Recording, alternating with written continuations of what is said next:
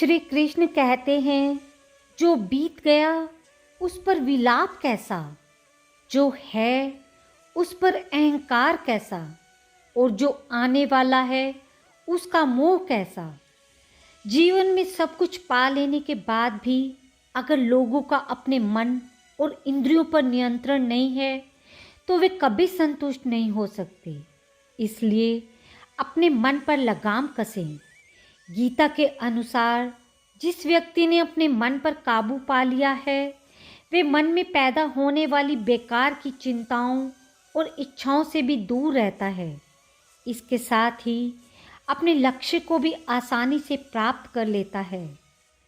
मुश्किल से मुश्किल वक्त में भी सकारात्मक सोच के दम पर पार किया जा सकता है। सोच सही हो तो लोग आधी लड़ाई वैसे ही जीत लेते हैं। सकारात्मकता से भरा दिमाग हर समस्या का हल खोजने में सक्षम होता है, जबकि नकारात्मकता मनुष्य को निराशा के गर्त में ले जाती है और उसे हार दिलाती है। तो चलिए आरंभ करते हैं गीता का चौथा अध्याय ज्ञान कर्म संन्यास योग, जिसमें कुल 42 श्लोक हैं। श्री कृष्ण भगवान बोले, इस अविनाशी कर्म योग को मैंने सूर्य से कहा, सूर्य ने मनु से कहा और मनु ने राजा इक्ष्वाकु से कहा। हे अर्जुन, इस परंपरा से प्राप्त ये योग सब राजऋषियों ने जाना, परंतु अधिक समय व्यतीत होने से ये लुप्त हो गया। वह प्राचीन योग आज तुमको मैंने बताया है, क्योंकि तुम मेरे भक्त और मित्र हो। यह योग रहस्य अति उत्तम है। अर्जुन कहने लगे, आपका जन्म तो अभी हुआ है और सूर्य का जन्म बहुत पहले हुआ था। मैं किस प्रकार मानूं कि आपने सूर्य को ये बताया था। श्री कृष्ण भगवान बोले, हे अर्जुन, मेरे और तुम्हारे अनेक जन्म हो चुके हैं, मुझे वह याद है, तुम भूल गए हो। मैं जन्म से रहित अविनाशी संपूर्ण प्राणियों का स्वामी अपनी प्रकृति में स्थित हूँ, तथापि अपनी माया से जन्मता हूँ। हे भारत, जब जब धर्म की हानि होती है और अधर्म का प्राबल्य हो जाता है, तब तब ही मैं जन्म लेता हूँ। मैं साधुओं की रक्षा, पापियों का विनाश और धर्म की स्थापना करने के लिए प्रत्येक युग में जन्मता हूँ। जो मेरे इस अलौकिक जन्म और कर्म का तत्व जानते हैं, वे मृत्यु होने पर फिर जन्म नहीं लेते और मुझ में लीन हो जाते हैं। इस भांति मोह, भय और क्रोध को त्याग कर मुझ में भक्ति करके और मेरी शरणगत हो। बहुत से मनुष्य ज्ञान रूपी तप से पवित्र होकर मुझ में मिल गए हैं। जो जिस भाव से मेरा पूजन करता है उसको मैं उसी प्रकार का फल देता हूँ। हे पार्थ, मनुष्य सब प्रकार से मेरे मार्ग का अनुसरण करते हैं, अर्थात ये चाहे जिसकी सेवा करे वह मेरी ही सेवा है। मनुष्य लोक में कर्म सिद्धि की इच्छा करने वाले लोग देवताओं को पूजते हैं, क्योंकि इस लोक में कर्म की सिद्धि शीघ्र होती है। मैंने चारों वर्णों की सृष्टि अपने अपने गुण और कर्म से की है। सृष्टि का कर्ता मैं ही हूँ, तथापि मुझे अकर्ता अविनाशी जानूं। कर्म मुझको बद्ध नहीं कर सकते, तथापि कर्म फल में मेरी कामना नहीं है। इस प्रकार जो मुझको पहचानता है वे कर्मों के बंधन में नहीं पड़ता। इसी प्रकार समझकर प्राचीन मुमुक्षुओं ने भी कर्म किए, अतएव पूर्व पुरुषों के पहले ही किए हुए कर्मों को तू भी कर। हे अर्जुन, कर्म क्या है और अकर्म क्या है, इसके विचार में विद्वान की बुद्धि भी चकरा जाती है। उसी कर्म का वर्णन मैं तुमसे करूँगा, जिसके जानने से संसार के बंधन छूटकर मोक्ष के भागी होंगे। कर्म, विकर्म और अकर्म तीनों का जानना आवश्यक है, क्योंकि कर्म की गति अति गंभीर है। जो कर्म में अकर्म और अकर्म में कर्म देखता है वही पुरुष बुद्धिमान है, वही योगी और समस्त कार्यों का करने वाला है। हे अर्जुन, जिसे कर्म करने की कोई कामना नहीं रहती और जिसके समस्त कर्म ज्ञान रूपी अग्नि से भस्म हो गए हों, उसी को पंडित कहते हैं। जो कर्म फल की आशा छोड़कर करता है और उसमें आसक्ति भी नहीं रखता है और निराश्रय ही सदा संतुष्ट रहता है, ऐसा मनुष्य कर्म में घिरा हुआ रहने पर भी मानो कुछ नहीं करता है। जो सब कामनाओं को त्याग, मन और आत्मा को वश में कर, संसारी झगड़ों से छूटकर केवल शरीर से कर्म बंधनों से संतापित नहीं होता, दैव योग से जो मिल जाए उसी पर संतुष्ट रहता है, जो हर शोक आदि द्वंद्वों से मुक्त है तथा किसी से ईर्ष्या नहीं करता, कर्म की सिद्धि या असिद्धि में भेद नहीं समझता, वे कर्म करता हुआ भी उसमें नहीं बंधता, जो फल की इच्छा नहीं रखते, वासना से दूर हो गया है, ज्ञान में जिसका मन अचल है और जो यज्ञ का काम करता है, वे सब कर्म लुप्त हो जाते हैं।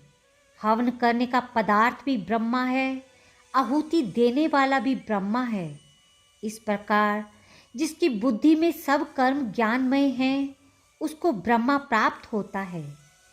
कोई कोई कर्मयोगी देवताओं की पूजा करते हैं और कोई ज्ञान योगी ब्रह्मा रूपी अग्नि में यज्ञ रूप हवन कर परमात्मा का भजन करते हैं। कोई ऐसे हैं जो अपनी इंद्रियों को तथा सब कर्मों को संयम रूप सा अग्नि में होम देते हैं और कितने ही इंद्रिय रूप अग्नि में इंद्रियों के स्वरूप शब्दादि विषयों को होम देते हैं। कितने ही लोग इंद्रियों के सब कर्मों और प्राणों के कर्मों को आत्मज्ञान से प्रज्वलित संयम रूप अग्नि में होम देते हैं। कोई तो द्रवा यज्ञ करते हैं, कोई तंड यज्ञ, कोई योग यज्ञ, कोई स्वाध्याय और कोई ज्ञान रूप यज्ञ करते हैं और कोई प्राणायाम में तत्पर रहने वाले योग प्राण और अपान वायु में प्राण को रोक लेते हैं और प्राण वायु में अपान वायु का लय करते हैं। कोई आहार को निरंतर कर्म करके प्राण को होमते हैं। वे सब यज्ञ वेता हैं और यज्ञ से ही इनके सब पाप नाश हो जाते हैं। जो यज्ञ में बचे हुए अमृत रूप अन्न को खाते हैं, वे सनातन ब्रह्मा को प्राप्त होते हैं। हे अर्जुन, जो यज्ञ नहीं करते हैं, उनका ये लोक और परलोक दोनों ही है। इस प्रकार के बहुत से यज्ञ वेद में विस्तार सहित वर्णन है। इन सब को कर्म से उत्पन्न हुआ जानो। इनको जानने से तुम मोक्ष को प्राप्त होवोगे। हे परंतप, द्रव्यमय यज्ञ से ज्ञान यज्ञ उत्तम है। हे पार्थ, फल सहित सब कर्म ज्ञान में समाप्त हो जाते हैं। सो उस ज्ञान यज्ञ का तत्वदर्शी और ज्ञानी लोग तुमको उपदेश करेंगे। इसलिए तुम उनकी सेवा करना और उनकी विनय पूर्वक प्रश्न करके ज्ञान यज्ञ जानना। इस ज्ञान को लाभ करके तुमको ऐसा मोह फिर नहीं होगा। इसी ज्ञान से समस्त प्राणियों को तुम अपने में और मुझ में भी देखोगे। यदि सब पापियों से भी अधिक पाप करने वाले हो तो भी ज्ञान रूपी नौका से ही सब पाप रूपी समुद्र को पार कर जाओगे।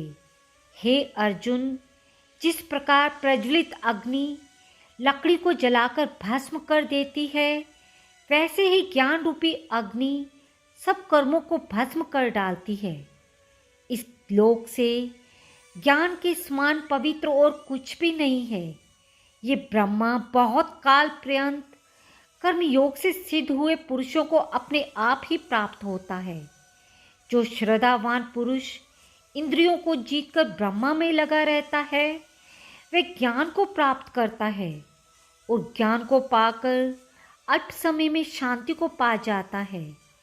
अज्ञानी, श्रद्धा रहित और जिनके मन में संदेह है, ऐसे जो पुरुष हैं वह नष्ट हो जाते हैं। जिनके मन में सदा संदेह रहता है, उनको ये लोक परलोक और कुछ भी प्राप्त नहीं होता। जिसने परमेश्वर, आराधना और निष्काम कर्म योग के आश्रय से कर्म बंधन त्याग दिए हैं और दान से जिसके संदेह दूर हो गए हैं, हे अर्जुन, उस आत्मदानी पुरुष को कर्म नहीं।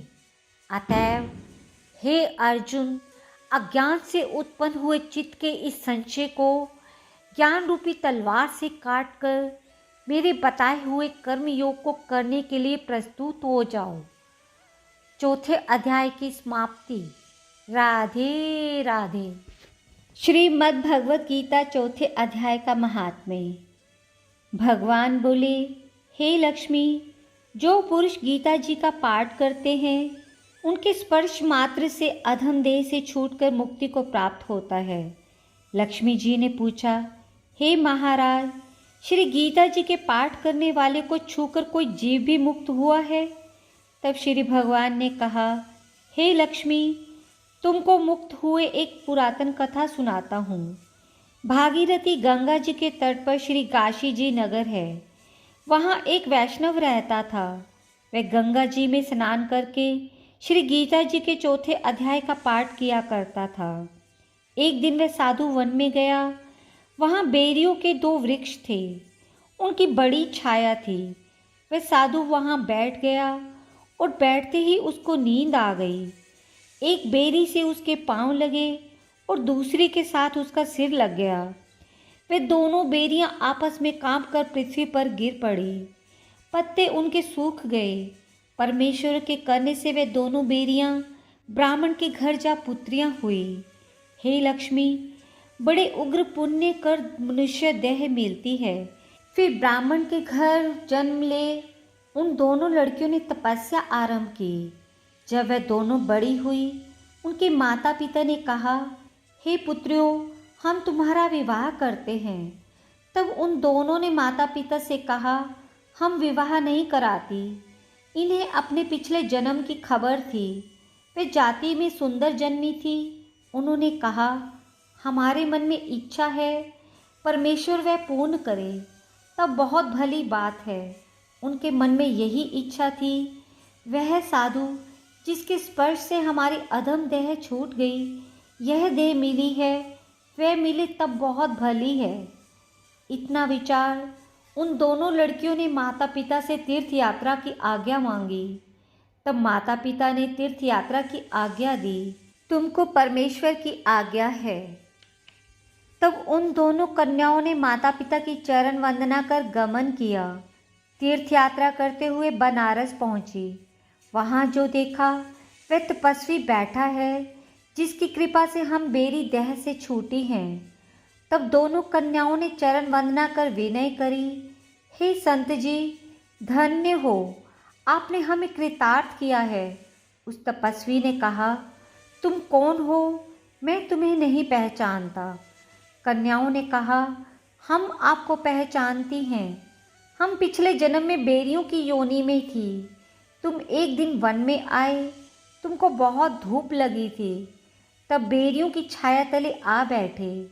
लंबासन होने से एक बेरी को आपके चरण लगे और दूसरी से सिर लगा। उसी समय हम बेरी देह से मुक्त हुई। अब ब्राह्मणी के घर में जन्म लिया है।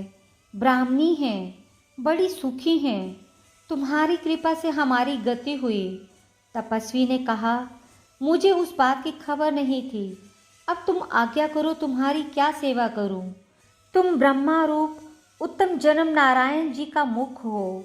उन कन्याओं ने कहा, हमें श्री गीता जी के चौथे अध्याय का फल दान करो, जिसको पाकर हम देव देही पा सुखी हों। उस तपस्वी ने चौथे अध्याय के पाठ का फल दिया।